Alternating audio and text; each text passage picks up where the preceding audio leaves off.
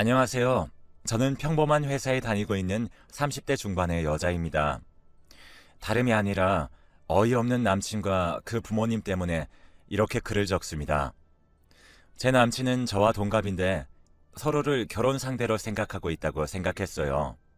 아, 그 전에 남친은 아직 무직입니다. 계속 공무원 7급 준비를 하고 있는데 좀처럼 붙질 않네요. 아무튼 저희는 대학에서 동기로 처음 만났고 그때 서로의 학점은 비슷했어요. 늘 남친은 저보다 자기가 더 학점이 높다고 자부하지만요.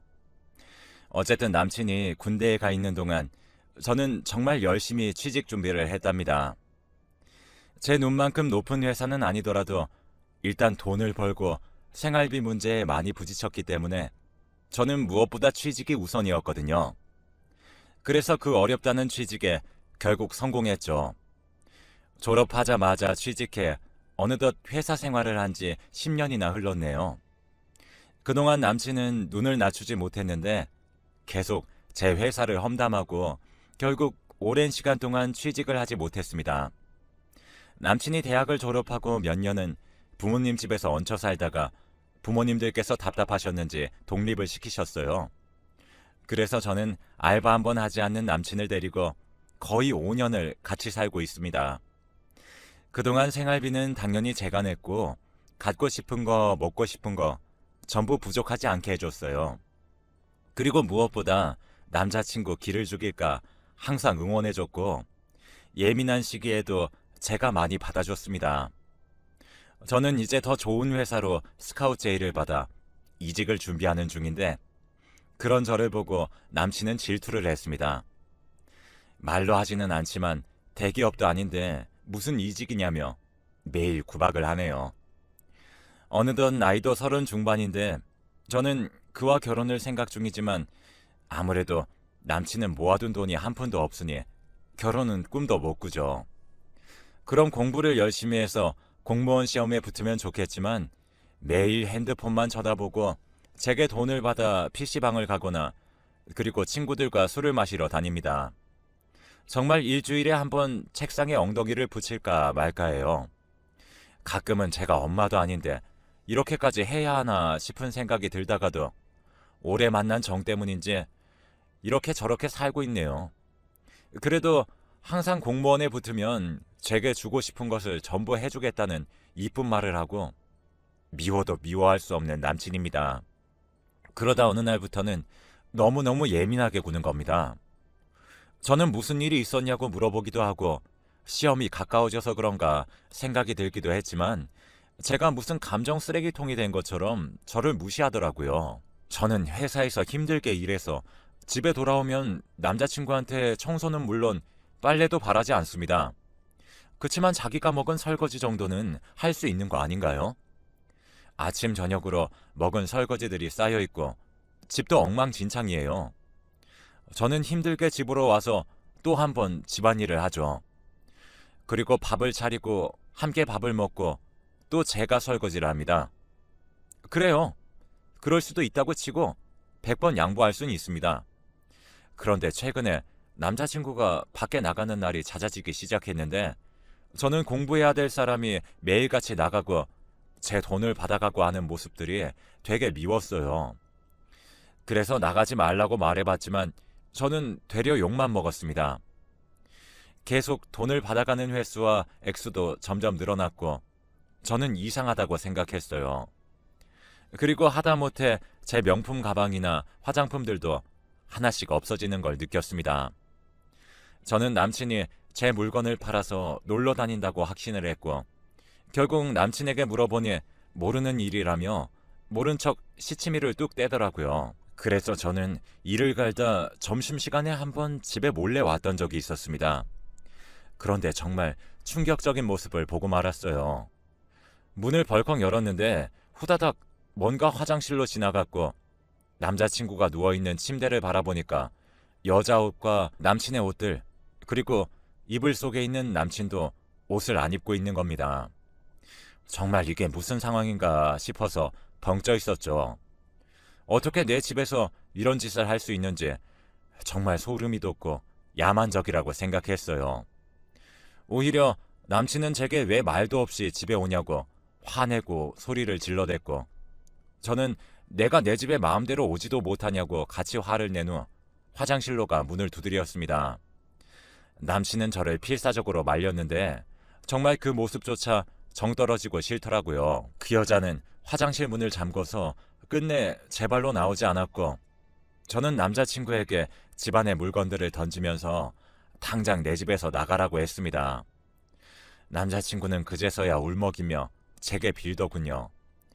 제가 자기를 무시하는 것 같아서 너무 힘들다 보니 오늘 딱 한 번 실수한 거라고 했습니다.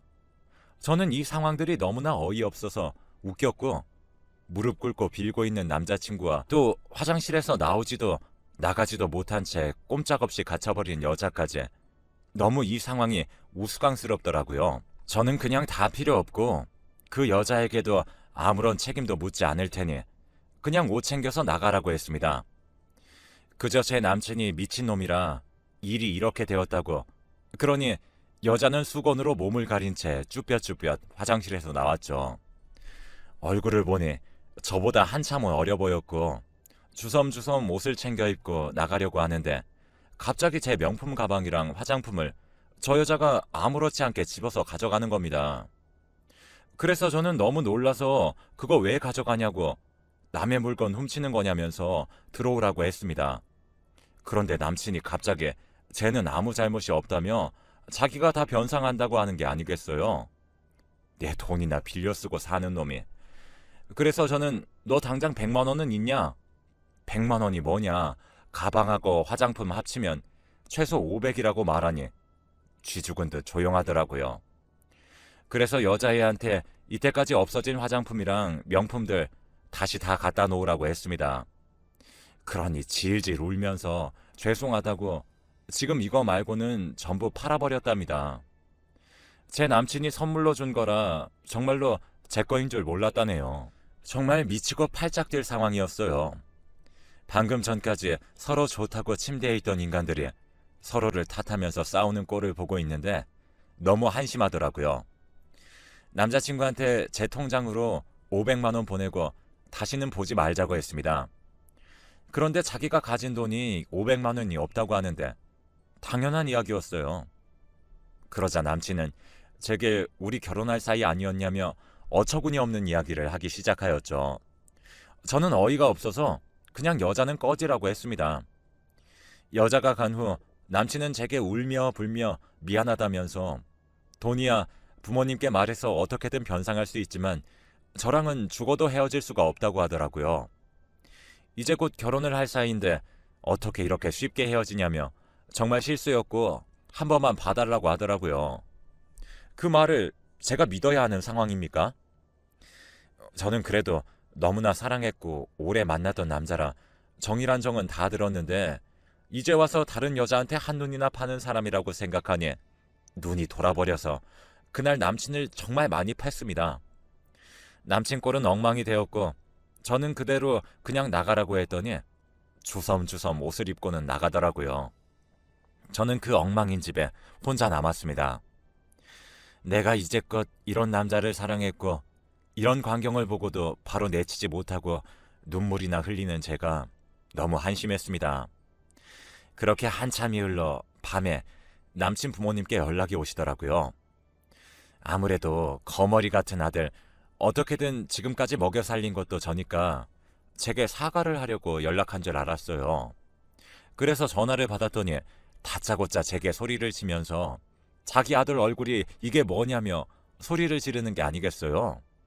나 참 진짜 엄마나 아들이나 쌍으로 사고방식이 이상하네요. 저는 무슨 상황인지는 알고 저한테 그렇게 소리를 지르시는 거냐고 따져 물었는데 남자가 한 번쯤은 그럴 수도 있다고, 다 그렇게 사는 건데 어떻게 아들을 이렇게 팰 수 있냐고 따지더라고요. 옆에서 남친은 엄마 그만해 이러면서 말리는 목소리가 들렸고요. 어이가 없어서 금전적으로 피해 보상을 하거나 남친을 용서하면 어머니도 용서하신다며 이상한 소리를 아주 당당하게 하더라고요.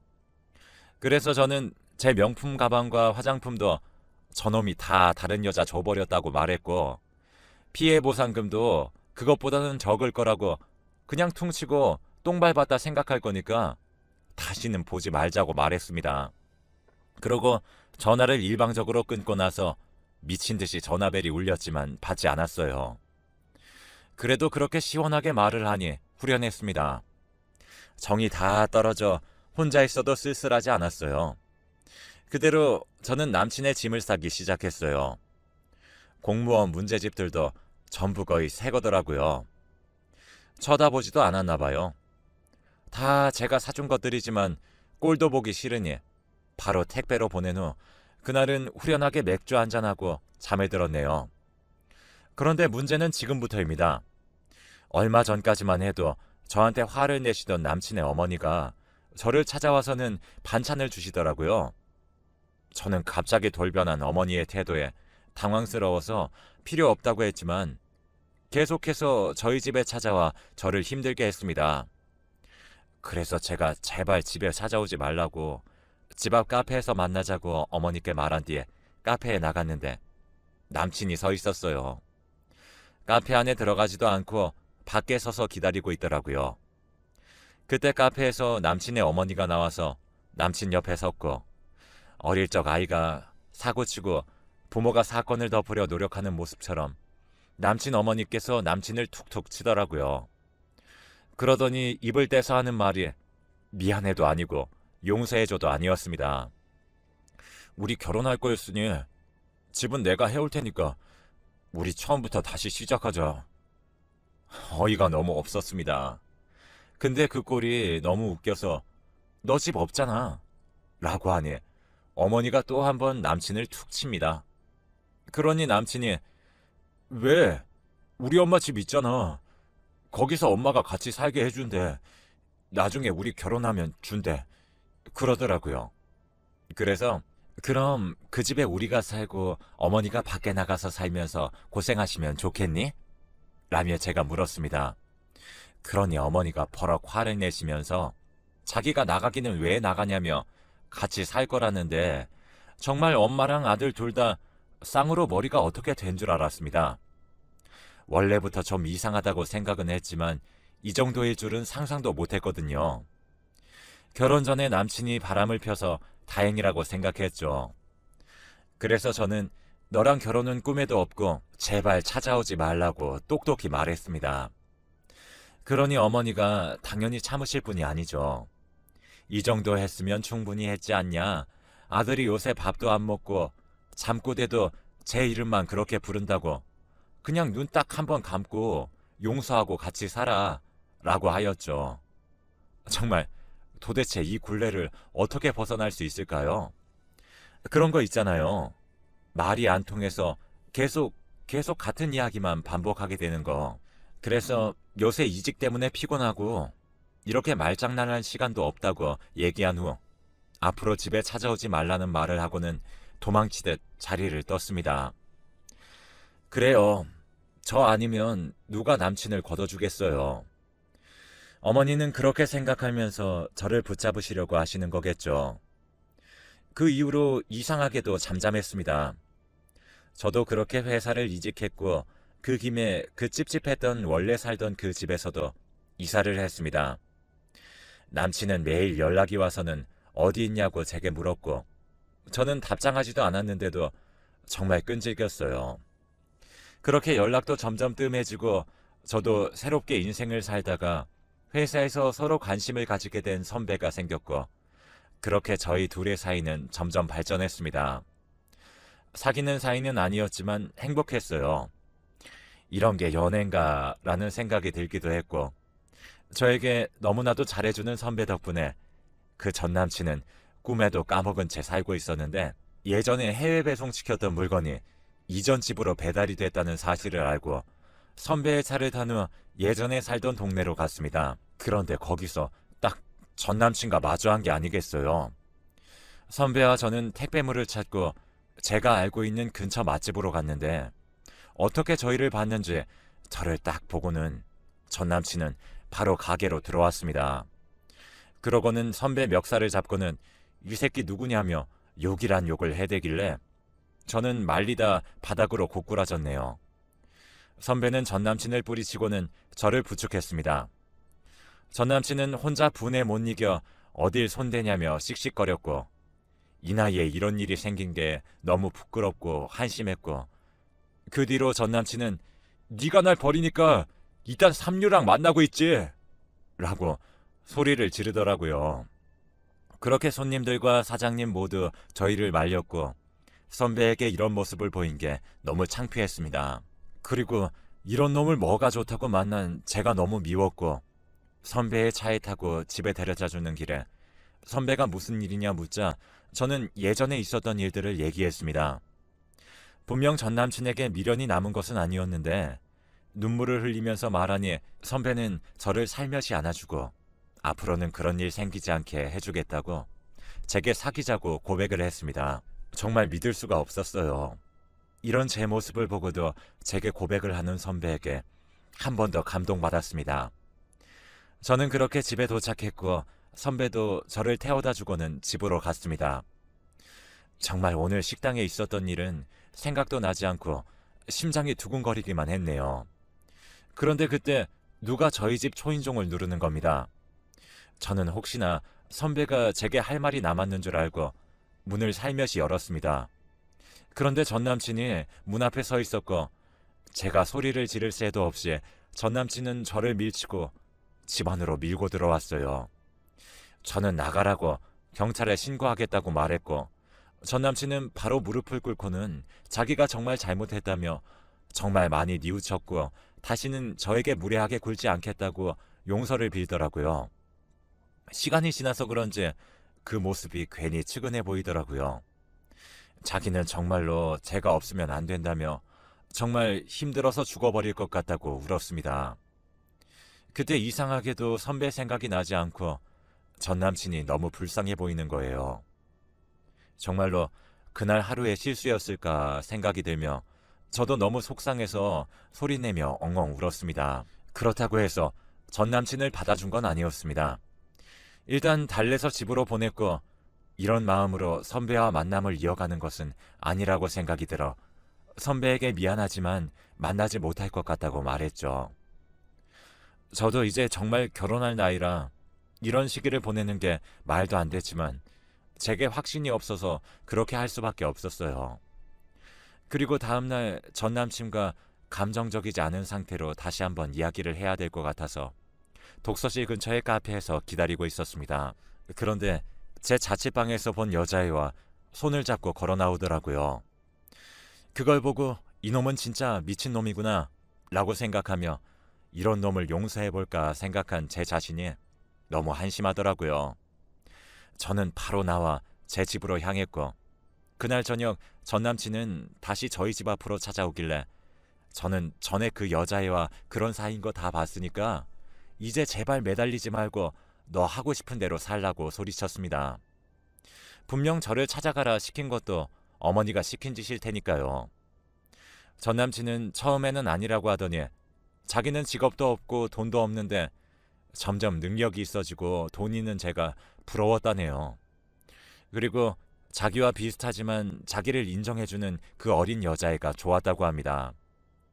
저는 전 남친에게 다시는 나 찾아오지도 말고 마음에도 없는 소리하러 어머니 등 떠밀려서 오지도 말라고 단호하게 말했습니다. 그렇게 전 남친을 보내고 나서 저는 혼자 남아 곰곰이 생각해 보았는데 저런 놈도 제가 싫어서 떠나는데 저를 만나줄 사람이 있을지 결혼할 시기는 점점 멀어지는데 저는 이 정도 여자인 것 같아서 엉엉 울었네요. 혼자서 엄청나게 울고 있는데 같은 동네에 살던 선배가 우연히 저희 집으로 온 겁니다. 저는 깜짝 놀라 울음을 그쳤고 무슨 일이 있었냐고 따뜻하게 물어주는 선배에게 너무 미안하고 제 스스로가 바보 같다고 생각했어요. 저는 제가 했던 생각들을 이야기했습니다. 선배는 조용히 듣고 있다가 그럼 너 지금 만나는 사람 없는 거네? 그럼 내가 옆에 있을게. 딱 이렇게만 말해주었어요. 이렇게 바보 같은 짓이나 하는 저를 좋아해 주다니 믿을 수가 없었습니다. 다들 읽으며 눈치채셨겠지만 저는 현재 이 선배와 결혼해서 잘 살고 있습니다. 이 선배를 만나기까지 우여곡절이 많았지만 이렇게 좋은 남자를 만나기 위해 지금까지 고생한 것 같네요. 지금 저는 정말 행복하답니다. 전 남친은 어떻게 사는지 모르겠지만 가끔 새벽에 보고 싶다는 문자가 오는데 선배는 그 문자를 보고는 혼쭐 내준다고 하지만 저는 그냥 차단하고 무시하기로 했어요. 허튼 짓 할 수 없을 정도로 지금 남편이랑 항상 붙어 있으니 안전하답니다. 긴 글 읽어주셔서 감사하고 저처럼 고난 뒤에